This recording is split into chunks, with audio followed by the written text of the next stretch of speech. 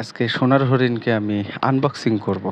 সেই সাথে এখন দেখাবো যে কি কাগজ থাকলে আপনি বাংলাদেশের যেকোনো জায়গায় আপনার বাইক নিয়ে রাইড করবেন, কোনো প্রকার সমস্যা পড়তে হবে না আশা করি। Hello everyone, this is Shafayet Hossain and welcome to my YouTube channel and Facebook page Hundawala. আর আজকে আমি অনেক দিন পরে আপনাদের সাথে আবার জয়েন করছি। It's a long time.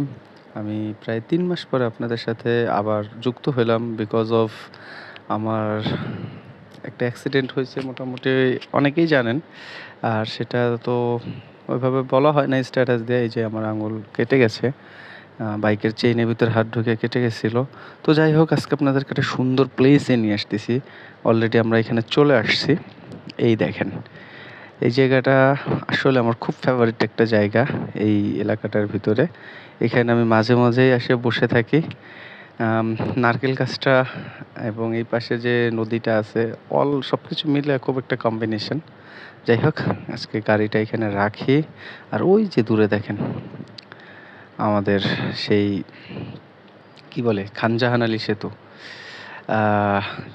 কি সরি, খানজাহান আলী না, এটা রূপসা সেতু। আরও হ্যাঁ, এই যে আপনাদের সাথে এখন যে জিনিসটার জন্য এখানে আসছি, আজকে সোনার হরিণকে আমি আনবক্সিং করব। আর এটা আমার কাছে আসছে চট্টগ্রাম থেকে। তো চট্টগ্রাম থেকে কি আসলো এবার আপনাদের সাথে আনবক্সিং করি। টেনটেনা বের হয়ে গেছে অবশ্যই। এর ভিতরে আর কিছু কি আছে দেখি। না, কিছু নাই। দেখ, এটারে পানিতে ফালাই দেই। এটা হচ্ছে আমি আমার ড্রাইভিং লাইসেন্সটা হাতে পাইছি। আর সেইটাই, এটা ড্রাইভিং লাইসেন্স না, এটা এনআইডি কার্ড। এটা দরকার ছিল এটা উঠানোর জন্য। তো আমি এগুলো কুরিয়ার করে আগে চট্টগ্রাম পাঠাইছি, আর তারপরে এটা আসছে। এটা হচ্ছে আমার সেই কাঙ্ক্ষিত সোনার হরিণ, যেটাকে আমরা সোনার হরিণ বলে থাকি, আমার মোটর ড্রাইভিং লাইসেন্স। আর এটা কোয়ালিটিটা খুব বেশি একটা ভালো মনে হইতেছে না। ছবিটা দেখেন, একেবারে বোঝা যাচ্ছে না। আমি এতগুলো টাকা দিয়ে এই কার্ডটা বানাইলাম। সরকার এখন, আমি যখন বানাইছি তখন চার্জ আরও কম ছিল, এখন তো আরও বেশি হয়ে গেছে, 4-5 হাজার টাকার মতো হয়ে গেছে মেবি। কিন্তু এই যে ছবি দিছে, এই ছবিতে তো কিছুই দেখা যায় না। নিজের চেহারাটাও ভালো পর্যন্ত বোঝা যাচ্ছে না, খুব ব্লারি হয়ে আছে। যাই হোক, এটা নিয়ে আর কিছু বলে লাভ নেই। এটা আমাদের দেশ, সোনার দেশ, এরকম হবেই।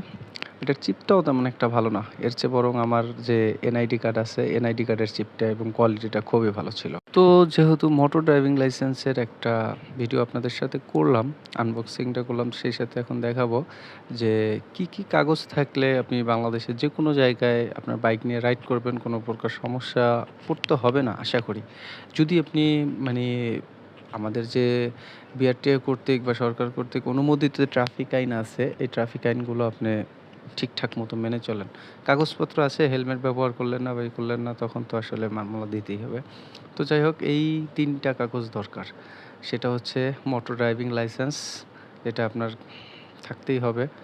আর তারপরে হচ্ছে গাড়ির রেজিস্ট্রেশন নাম্বার এবং রেজিস্ট্রেশন কার্ড আর কি, নট অনলি নাম্বার, কার্ড। আর হচ্ছে আপনার ট্যাক্স টোকেন। এই 3টা কাগজ যদি আপনার মোটামুটি থাকে, তাহলে ইনশাল্লাহ আপনাকে কোনো সার্জেন্ট কাগজপত্রের জন্য অন্তত মামলা দিতে পারবে না। ও হ্যাঁ, ট্যাক্স টোকেনের মেয়াদটা কিন্তু অবশ্যই বাড়ানো থাকতে হবে। এখানে ট্যাক্স টোকেনের মেয়াদ বাড়ানো না থাকলে অবশ্যই আপনাকে মামলা দিয়ে দিবে। আর এনআইডি কার্ডের কথা যেটা বলতেছিলাম, আপনি যদি পাহাড়ি অঞ্চলে বা দূর দূরান্ত কোথাও রাইড দেন, লং ট্যুর দেন, তাহলে অবশ্যই আপনাকে যে এনআইডি কার্ডটা সাথে নিতে হবে, কারণ ওদিকে রোহিঙ্গা আছে বা একটু তল্লাশির ব্যাপার-স্যাপার আছে। নিজের আইডেন্টিটির জন্য এনআইডি কার্ডটা খুবই দরকার।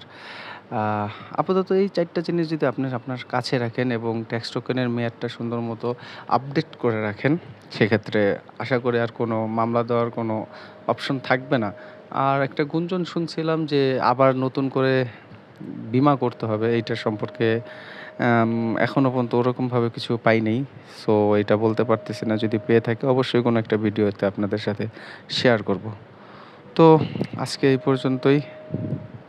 যারা ভিডিওটা এই পর্যন্ত দেখছেন সবাইকে আন্তরিকভাবে ধন্যবাদ জানাচ্ছি। আর এখনও পর্যন্ত যারা আমার পেজটাতে ফলো দেন নাই, চ্যানেলটাতে সাবস্ক্রাইব করে না, অবশ্যই প্লিজ একটা সাবস্ক্রাইব করে দেবেন এবং ভালো লাগলে অবশ্যই ভিডিওটা শেয়ার করে দেবেন।